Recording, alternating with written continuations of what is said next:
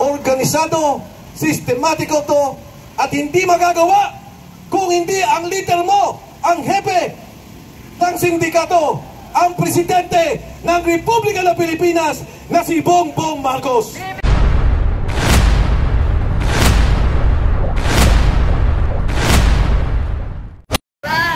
Totoo na si Bongbong Marcos kasama sa lahat. Magmula sa pag-approve ng pondo, sa pag-release ng pondo, galing sa kamay ng presidente. At hindi basta-basta na magre-release ka ng daang-daang bilyon nang hindi mo alam kung saan pupunta ang pondong ito. Mga kasama, yung pong lumalabas, 25 billion plus 52 billion, yan pa lang po ang nakikita natin, 77 billion kaagad ang pondo. Grabe ang pagnanakaw na to. Organisado, sistematiko to, at hindi magagawa kung hindi ang leader mo, ang hepe ng sindikato, ang presidente ng Republika ng Pilipinas na si Bongbong Marcos. BBM resign! BBM resign! BBM resign! Ngayon, karagdagan, kinuha nila ang pondo ng PhilHealth.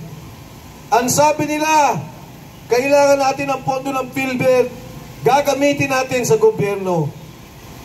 Kundi ba naman kawalang-yaan? Madami nang namamatay sa sakit. Marami ang may cancer. Marami ang nagpapadialysis. Marami ang naaksidente. Ngayon, ang mga ospital, ayaw na ng garantiya ng PhilHealth dahil alam nila na walang pondo. Alam nyo, ipapaliwanag ko sa inyo, ang pinirma nila, 89 billion pesos. Lumabas pa lang yung 60 billion pesos, hininto ng Korte Suprema. Ang pondo ng gobyerno na ibinibigay bilang kontribusyon sa PhilHealth ay 70 billion pesos. Yung 60 billion na nawala, kontribusyon ng bawat isa dito yon. Pera po natin yon. Kaya may nawala na 60 billion, hindi pa nagbigay ng 70 billion, 130 billion ang nawawalang pondo sa programang pangkalusugan. Bilang paliwanag, alam nyo po, pag nagpunta ka ng Thailand, na ospital ka, kahit anong sakit, ang binabayaran mo lang 10% dahil may pondo ang kanilang programa. Magpunta ka Singapore, pag ikaw ay na-ospital at ikaw ay isang Singaporean, wala ka lang binabayaran. 0. Sa Japan, 10%. Sa South Korea, 10%. Sa Pilipinas, 70% ang binabayaran ng bawat isang Pilipino. Namamatay na lang, iba. Dahil wala po tayong pondo. Bakit kukunin mo ang pera ng PhilHealth? Imbis na pagandahin mo programa, pagandahin mo subsidya, tulungan mo ang lahat na mahihirap na ospital, na kailangan ng pondo, may cancer, kailangan ng dialysis. Ito ang dapat programa ng isang bagong Pilipinas. Hindi ang nakawin ang pondo ng PhilHealth para sa inyong sariling bulsa. Tama! Ilan breakthrough ang promotor? Yung pong PDIC, anong pong ibig sabihin yan? 107 billion kinuha nila. Nilagay sa pondo ng gobyerno. Pagka po kayo ay may pera sa bangko at biglang nagsara ang bangko, kayo po ay may insurance. Coverage ng pera niyo yan.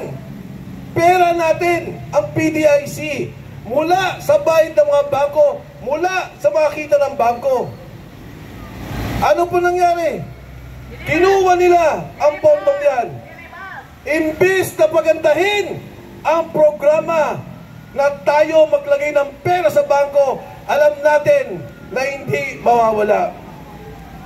Kaya mga kasama, pag pinagsama-sama mo, PhilHealth, 130 billion, PDIC, 107 billion. Magkano po lahat yan? 237 billion. Saan napunta ang perang yan? Sa bulsa ni Marcos! Napunta sa flood control at sa bulsa ng mga nakaupo sa Kongreso, Senado at sa bulsa ni Saldico, ni Speaker Martin Romualdez, ni First Lady Lisa Marcos at sa bulsa ni Bongbong Marcos. Tama! Kaya po ako nandito ngayon bilang pakikisa sa isang matapang na kasama sa ating Kongreso. Pinapaliwanag ko po ang lahat ng isyong to at kahit sino sa Kongreso, sa Senado o sa Kabinete na gustong tumibate ay haharap ako. Ang ginawa nila kay Kiko Barsaga ay kawalang-yaan. Ang tao walang ginawa kundi magsalita lamang ng katotohanan, magsalita ng kanyang iniisip, magsalita ng kanyang damdamin. Walang ninakaw si Kiko Barsaga! Tama! Protect Kiko! Kaya po ako nandito dahil ako'y nakikisa sa kanya at nakikisa sa lahat sa inyo. Kung gaya na nilang gawin kay Kiko Barsaga yan, ay gagawin nila sa lahat ng tao. Si Captain Dado Enriquez, kinasuhan na. Si Dizon, rebellion. Si General Romy Poquis, kinasuhan na. Si Dizon, rebellion. Yung nasa kaliwa ko, kinasuhan na. Si Dizon, rebellion. Sigurado ko, sa darating na panahon, isa sa atin dito ay makakasuhan pa. Hindi kami takot! Si Atty. Ferdy Topacio, eto ang ikakaso dito, yung kaguluhan sa Menjola.